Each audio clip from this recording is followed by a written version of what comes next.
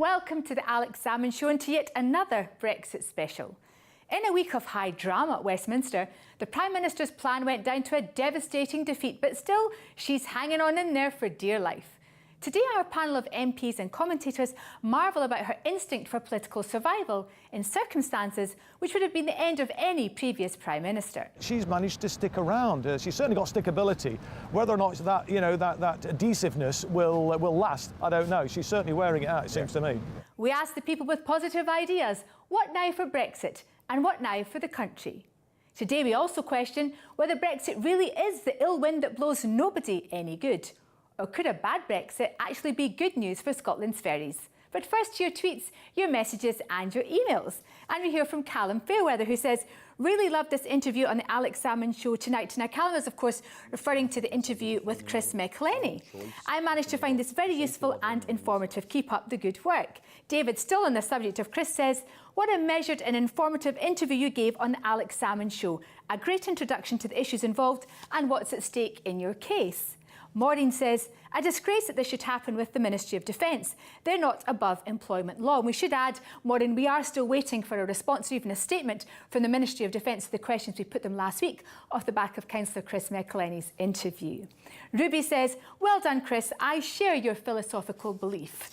And finally from Tommy, who says, this has been an important case. It puts to rest the sort of discrimination that SNP activists have always quietly endured. Now let's take a look at a new angle on Brexit.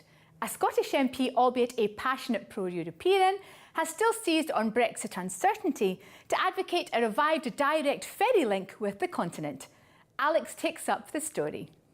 One of the most unexpected aspects of the Brexit debate has been to focus attention on the ferry business. The danger of 20-mile tailbacks in the Garden of England in Kent if there's even a 2-minute delay at Dover has concentrated minds. And then there was the controversy about the letting out to a contract to a company to operate out of Ramsgate who didn't seem to have any ferries. But Dunfermline West Fife MP Douglas Chapman has another idea, another prospect that the threat of Brexit might open. Douglas Chapman, welcome to the Alex Salmond Show. Hello. Yeah. Now, what's this idea you've got about restarting a ferry route to the continent from Scotland? Well, we've had a ferry route that goes from Rosyth to Zeebrugge, and that's been in the past. And what we're looking at now is the option of bringing that ferry back into service. It would need to be a completely new company, a new operator, but we believe that given the export potential of Scotland, given the fact we want a symbolic link with the heart of Europe, heart of Scotland to the heart of Europe, I think that the time is absolutely ripe to reintroduce this ferry service. Now, obviously, Rosyth is a first-class deep-water port. No problem there. There's also a majestic setting with the 3 bridges. Absolutely. But, I mean, it's had a bit of a checkered history, the ferry route. There's been a passenger ferry, a passenger freight ferry and a freight ferry, and it hasn't managed to operate continuously. That's right. But what we're looking for is a passenger and freight service that would be financially sustainable into the future. We believe that previous ferry operators maybe didn't have the same ideas that we have about making it sustainable, making it a long-term prospect. But with Brexit on the horizon and perhaps even a no deal, as you suggest yourself, with long queues going back from Dover, we can't afford to have Scottish exports languishing on the A2 for hours on end until they can access a ferry service and get through customs. So that's why this prospect has really come to the fore in the last few months. But surely the SNP are confident you're going to be able to halt Brexit in its tracks. Is that not your... Wouldn't you be kind of stopping your own plan? Well, not really. I think both options can, we can play both cards, if you like. If there's a hard Brexit, then I think we need in Scotland a clear route right into the heart of Europe. The markets in Europe are not going away just because we've decided as the UK to withdraw from the European Union. And similarly, if there's a no-deal Brexit, then all the problems that come with that, I think Scotland, we cannot leave Scottish industry left exposed, our exporters left exposed to using ports through Dover or Ramsgate or wherever.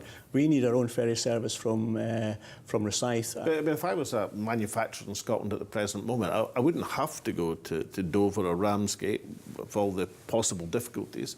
I could go to Newcastle, surely, which is pretty close to Scotland. I mean, is it really sustainable to have let's put it, a northern service when there's already one in Newcastle? Well, we think there is, and not one person along that whole process of discussions has suggested that it's not a good idea, that we shouldn't actually go for this. And I think if we can make the numbers stack up, if we can find new users of that ferry service and maintain that over a longer term, then there's absolutely no reason why we can't have that ferry service running from the Recife to Zeebrugge. Can I ask you your level of support just now? I mean, Zeebrugge seems to be the chosen destination. Why is that? And have you made contacts? Have you been on a visit to Zeebrugge to drum up support already? Well, they have. I mean, I've been to Zeebrugge, and Zeebrugge Port have met with me here in Westminster as well.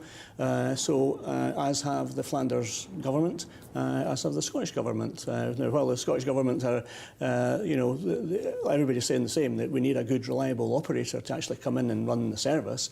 I'm getting, massive support in terms of what people actually want to see at the end of the day. It's how we bring that operator in and make sure that they have the values that we expect of an operator and see the service as being a long-term prospect. And I think from a tourism point of view, it's maybe something we've not touched on yet, but from a tourism point of view, I don't think the services in the past have actually been marketed that well in terms of Germany and northern France and Italy. Scotland remains a huge draw in terms of tourism. This is another route that people can take. They can bring their motorbikes, their motorhomes. It's a whole different market that you can't come by. It would be the camper vans, wouldn't it? Camper van, exactly. And the camper van experience there's no better country than Scotland to have that experience, I'm sure. Now, you've got goodwill, obviously, from the port authorities and Recife and Zeebrugge. There's interest from the Flemish government, from the Scottish government. Is there a role for Westminster government? Have you been pressing this in the House of Commons? What we need to be aware of is that the UK government have put aside £15 million to support ferry contracts, to move goods from the south of England into the European market. That's maybe £15 million if we don't have a no-deal Brexit that could be coming to support the ferry service from Recife to Zeebrugge. So what was the response when you said, look, I can secure companies who have got ferries? Well, exactly. And, I think that from the Scottish Secretary's point of view, he thinks that's an ask that could be legitimately put. Now, whether the UK government would be happy supporting a ferry service in Scotland is another matter, because everything does seem to be a bit south of England focused. But nevertheless, I think there's discussions to be had as regards the future of ferry services across different regional ports in the UK, but certainly the one I want to focus on is the one in Scotland. And, I think Scotland has got the export potential to actually build a really good ferry service along those lines and bring in that vital tourist trade as well that we've been missing for a number of years. So let's recap. The goodwill from the ports, you think support from the Scottish government, there's interest at least, let's put it no higher, from the Westminster government. But what about the crucial question? Have you got an operator and do they have ferries? Well, we're working on that right now. There's meetings going on, or have been meetings going on just before Christmas and after Christmas. Where we are just now is that a couple of ferry ships have been identified, and what we need is a go-ahead from one of the operators to say, yeah, we think this is a totally viable service, and perhaps we could, as a starting point, perhaps lease or charter a ship for maybe the first 3 years with a view to actually building a ship that would actually be built for that particular route in the future. So, I think the future is very, very bright, but we need to keep working away at this to actually bring it through to fruition, and that's what I'm trying to do as we speak just now. Would you not see something of an irony, lastly, Douglas Chapman, in a debate about Brexit, which obviously you don't support and would like a continuation of European membership, stimulating perhaps another chance to get that Scottish link to the heart of Europe? Is there not an irony there somewhere? I wouldn't say an irony, but I think it's given us an opportunity to relook and rethink how Scotland sees itself as an exporting nation. And, there's great opportunities out there, great opportunities that will remain within Europe. It's, after all, our biggest export market. So why not concentrate our efforts in making sure that we can have that direct link with the remainder of Europe, the 27 countries that we want to walk away from. So I think it would be a great day to watch that ferry sail down the River Forth, and I'm sure there's many flags flying outside Westminster just now, European flags and all sorts of different flags, but it would be great to have a saltire on that ship and watch it sail down the Forth on its first journey to Zeebrugge. Now, Douglas Chapman, we've had a lot of brouhaha about these tailbacks at 20 miles in Kent, the Garden of England. Is it not just a bit of anti-Brexit scaremongering there? Well, I think what we've seen is the number of customs officers, for example, in Dover, before we entered what was the common market, number of customs officers then was 300. That's now down to 24. So I think there's justification on the part of the campaign that wants us to remain, that they can see a huge problem with goods going through the customs port of Dover. So now you're saying that before we entered the single market, 1992, there was 300 customs officers, now there's effectively a handful, and that's why there might be delays and that's why there might be this huge logjam. Well, exactly, and if anything that extends the time of a big truck going through customs, obviously that's got a huge knock-on effect, and what we're going to see, I think, are huge queues reaching out from Dover along the A2. From my point of view, it's much better to actually cut that problem off at the pass. Have the opportunity for Scottish exporters to actually export right from Scotland, right into the heart of Europe, and that cuts out this whole problem that Scottish exporters are going to have on the tailbacks from Dover. So you're saying that, and you're guaranteeing as the Dunfermline West Fife Member of Parliament, that if the Rosyth gets its new passenger and freight ferry, you'll be able to eliminate the possibility of tailbacks through Fife? Well, absolutely. One of the things that people have been crying out for in Fife is a new bridge, and we have the Queensferry crossing. We have a rail link. I remember it. I remember it well. We have a rail link right into the heart of the port that we can utilise as well. So we have all the infrastructure in place that allows the fast transit of goods from Scotland into the heart of Europe, and I think that's. If you were putting that to someone who was exporting and said, do you want your goods actually on a ship heading into Europe on day one, or do you want it still sitting in a big queue outside Dover on day 3 or 4, then that's a no-brainer for me. And I think we should be giving Scottish exporters that opportunity. Douglas Chapman, thank you very much indeed. Thank you. Thank you. Stay with us, because coming up after the break, as the Brexit deal is rejected, Alex gets 3 very different viewpoints on what should happen next. Welcome back. The Prime Minister's Brexit plan went up in flames this week, but she still survived a vote of confidence. Therefore, she presides over a parliamentary stalemate with no effective majority for anything. This is how the drama played out. Isn't it the case, Mr. Speaker, that with every other previous Prime Minister faced with a scale of defeat last night, they would have resigned and the country would be able to choose the government that they want? He has been calling for weeks for a general election in this country, and yet on Sunday, when he was asked in a general election would he campaign to leave the European Union, he refused to answer. Not once, not twice, not 3 times, but 5 times he refused to answer. So on what he himself describes as the key issue facing this country, he has no answer. So with their Brexit, Alex summoned forth a panel of some of our favourite commentators to tell us the direction of travel. If anyone knows, they will. Mike Galsworthy of the People's Vote campaign, Chris Williamson, Labour MP for Derby North, and Angus Brendan McNeill, the SNP member for Nihilian and Yea, the Western Islands. So, Chris Williamson first, from Labour's perspective, how do you see things developing after this momentous week? Well, it's an incredible place that we're in at the moment, isn't it? I mean, the government has lost by the biggest margin in history. That's unprecedented. And it's pretty clear from that the House has no confidence in this government. We'll actually see the government falling and we can have a general election, because in my opinion, the only way through this impasse is to have a general election, get a fresh mandate, a new administration elected, so that we can then negotiate a deal that's fit for purpose with the European Union. But that, of course, will mean extending Article 50, of course. Mike Galsworthy, I think you know the direction you want to go. Do you want a people's vote? But how do you get there? I mean, it seems very difficult to see that situation emerging from this Parliament. Well, the first step has been this meaningful vote. Remember, this is something that People's Vote campaign were pushing for.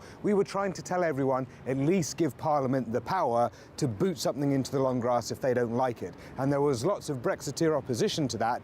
Now, actually, they've been using it too, because we all recognise that, as you just heard, this deal is appalling and no one backs it, defeated by 230 votes, 2-to-1 ratio, completely crushing. So that is step one done, actually having this mechanism and using this mechanism to get rid of those bad deals.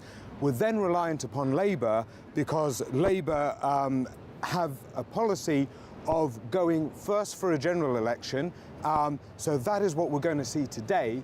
If that doesn't come out, and I agree, we don't know what's going to happen, but if that doesn't come out, then the next step is, right, we've only got two options now. One is enter this death spiral between kind of like no deal and Theresa May's deal and no deal and Theresa May's deal. And then the other option, if you don't like either of those, is to kick away from that and to have a people's vote. We do need a democratic refresh. If this government won't allow that to be in the form of a general election, then we need to go for the other version, which is the people's vote, where we deal with the issue directly. Angus Brennan McNeill, you're for a general election. You've got no confidence in Theresa May's government. You're also for a people's vote. But what happens with the SNP strategy if you get neither of these things? Well, I think the People's Vote's also in an interesting place given what happened last night. The People's Vote was predicated on voting on the deal, as far as I could see from their website, and the deal's now dead. I do think it's interesting to describe the deal and no deal as a death spiral. What really needs to be happening in the perspective of Brexit at the moment, I think, is a revocation of Article 50. They might want to validate it with a referendum afterwards, but the time is short at the moment. 72 days to go. What can industry hope for if we don't get out of this death spiral, as was well described by Mike? So you would go for a revocation of Article 50 as opposed to asking the European Union for an extension? I think the potential for the People's Vote to be part of the death spiral as well, because I think really what People's Vote people are about is to get Article 50 revoked and maintain the membership of the European Union. Now, if they go and have a vote or if they extend Article 50, the time has been kicked on and nothing is being actually sorted. Ultimately, the choice in front of the United Kingdom is either in the European Union or out of the European Union, and it's a no-deal scenario what they've got now, or it's revocation of Article 50. The thing that puzzles me in Scotland is that we are playing too much, I would say, the people's vote when we should get onto our own people's vote. There's only one referendum with a mandate in the United Kingdom at the moment from any political party, and that is the referendum for Scottish independence. And that really, I think, is the way Scotland should be going. Ireland has shown us through this process exactly the power they've got. The UK government has liaised more often with the Irish government, talked more often with the Irish government than it has with the Scottish government, showing the power of independence. And we should be part of the EU 28 or 29 as it would have been had we won in 2014. So do you think Nicola Sturgeon should seize this moment of parliamentary crisis at Westminster to forward the independence plans? Absolutely. Nicola Sturgeon has three steps at the moment. She's to identify the window, she's to then identify the process, and then she's got to get specifics on the date. She doesn't have to name the date today, but she has to trigger the gun that is going to happen within a specific window.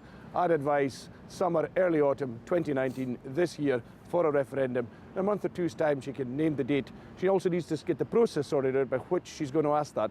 And if she's not going to a referendum, she then has to pinpoint some general election which is doing that. But the Scottish people have waited long enough now. We've been quite patient through the 2.5-year comedy at Westminster. We have to move on.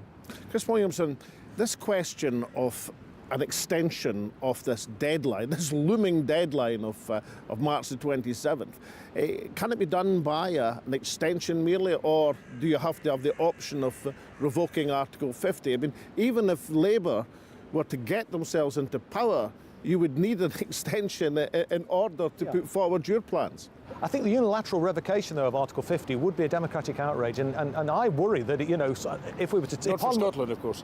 Well, OK, yeah, maybe not, but certainly for England and Wales, I think it would cause, well, potentially civil unrest. I mean, there's already incredible cynicism about the political process. People feeling, you know, very, very strongly. We've had the biggest democratic engagement, you know, in the referendum. Look, I campaigned for Remain, by the way, but people voted the way that they did.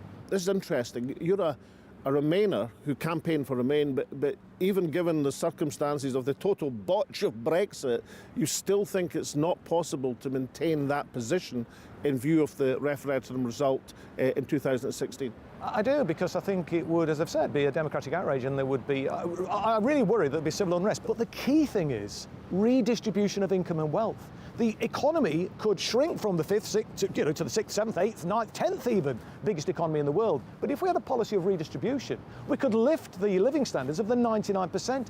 That is the key. Redistribution, not membership of what, let's remember, is a neoliberal club. I would just say we need that fiscal stimulus now. The shocks of the European Union departure are going to be 6 to 8% of GDP. We'd have to make up that gap and then some more. And that is that's hundreds of billions of pounds. Now, why don't we just do without that fiscal shock of the 6 to 8% of GDP, and then do the anti-austerity measures that we all agree on should happen? We've seen, Mike, that two members of Parliament with similar attitudes across a range of issues have very different strategies of how we get out of this conundrum. Now, given that, with 650 MPs, many of whom range across the political spectrum, how on earth can the People's Vote campaign persuade enough to combine together to secure your objective? Right. It's a bit of a mess at the moment in terms of where parliamentarians are at. That is not an understatement. As you were saying before, you do need an extension in one form or another. For those that want to crash out, you kind of need an extension as well, just because the blockage of stuff that needs to get through Parliament.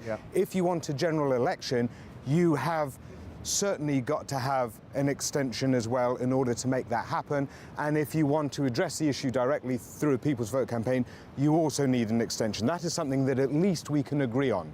What I am talking about, and what the others who want a People's Vote are talking about, is when you don't get that general election coming through, you don't get to have your democratic refresh through the new manifestos placed on the table. That is denied, that is shut down.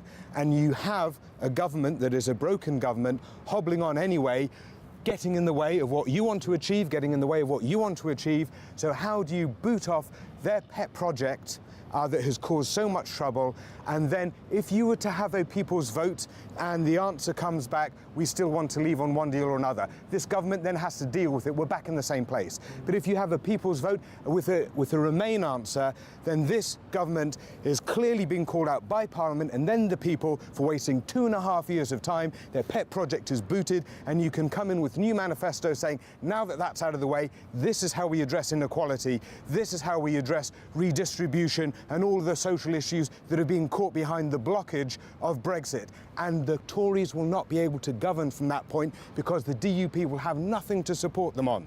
They cannot govern from that point, and they will also be internally split. I mean, if you're a Labour person, this would be a massive win for Labour. OK, so is that the bottom line? One way or other, there has to be an extension of some kind. I mean, the moment we're at political stalemate. That is hard to see a movement in the politics today. Now, much as I would like the vote of no confidence against the Prime Minister today and to move on, as Chris would as well, I don't think that's going to happen. What I think needs to start happening is politics, in stalemate, economics have got to come in and steamroller over this. The guys who are waiting for just-in-time manufacturing are looking at oblivion now in 72 days' time if nothing happens. So they've got to start raising their voices. They've got to skate into the revocation game or the extension game and do it very, very quickly. Because if they don't, there's going to be that shock, that loss of GDP is coming very soon. Chris Williamson, sometimes government survival doesn't depend on having a majority to survive vote confidence. It's about having the will to govern. And I was very struck by the meeting after the rejection of the Prime Minister's plans with business leaders, where, according to reports from the business leaders, the Chancellor, the Brexit Secretary and the Business Secretary had different versions to offer them of the route ahead. I've never heard of that before. Is that an indication that perhaps the will or the ability to govern may collapse in this government, whatever the result in the vote of confidence is? Well, you'd think so, wouldn't you? I mean, we are definitely in uncharted territory here, and I've never seen such chaos. And I remember the 74 to 79 Labour government, and they struggled on for about 3 years in a minority. But I don't think there was ever this level of chaos. But Theresa May has got limpet-like qualities, and she's managed to stick around in a way which I would have thought was, would have been impossible. Not would have thought, would have been impossible for any other leader. What leader would have survived calling an election with a majority government and then find themselves in a minority at the end of that process? What other leader would have survived a vote calling the government in contempt of Parliament or losing key stages of their finance bill? But she's managed to stick around. She's certainly got stickability. Whether or not it's that that adhesiveness will last, I don't know. She's certainly wearing it out, it seems to me. So our last word from each of you. Theresa May, the Houdini of politics, but in a phrase, What's the end game of Brexit? The end game of Brexit is to actually challenge Brexit. You've got this limpet Prime Minister that is holding on to her place, and the whole country is getting damaged because of it, and you can't get any other agenda going forward because of it. If you can't get a refresh in terms of manifestos, then you need to take it on head on. Chris Williamson, end game. Well, the end game is that we're going to leave the European Union. I think that is a fact. I don't think there's any way out of that. And frankly, I think even a second referendum would almost certainly bring back a similar result, if not a bigger majority for leave. That's my sense, certainly, anyway, of public opinion at the moment. Angus McNeill, end game of Brexit. Well, the end game of Brexit, for the economic damage and for leaving the European Union, the end game of Brexit has to be for Scotland to have an independence referendum and to move on to be a country like Ireland, to be a normal country of the European Union. And that is our end game. When we see what the chaos is at Westminster and the ideas for the future are at Westminster to be sort of on the fringes and on the edges, we want to be part of Europe. We'll be given that opportunity, the Scottish people. It should be noted that in opinion polls in Scotland, the European Union is more popular than the United Kingdom. Well, gentlemen, in a position of total chaos, I wouldn't say you've charted one way through these waters, but perhaps three different ways, but at least a way forward. Thank you all very much indeed. Thank you. Thanks. And so the deed is done, and thus the Prime Minister's European policy is undone. The Ides of January are passed, and by an epic majority of 230, the largest defeat of any government in history on a central part of their political programme, but instead of being carried out in a shield, the Prime Minister just carries on, totally aimlessly, wandering towards no particular destination whatsoever. And so will Parliament now assert itself and negotiate a softer Brexit? Or will we just continue in chaos and confusion, hurtling towards a cliff edge that few really want to plunge off? Whatever is to be done now, there has to be more time. The total folly 18 months ago of invoking Article 50 without what we could now describe as a British backstop, that is, knowing where you'll be in the event of no deal, has never been more apparent. But we know now from the Scottish and European courts that this mistake can be rectified. Revoking Article 50, or at least agreeing a significant extension with Europe now, would create the time and the space for one of three things to happen. Parliament could come to that elusive consensus. Secondly, you could hold an election. Or three, you could let the people decide again. Whatever choice is made, it would be infinitely preferable to the current impasse, for this disparate government being in office but not in power, and for a disparate opposition holding the parliamentary power but not being in office. And so from Taz and me and the rest of the team, it's goodbye for now.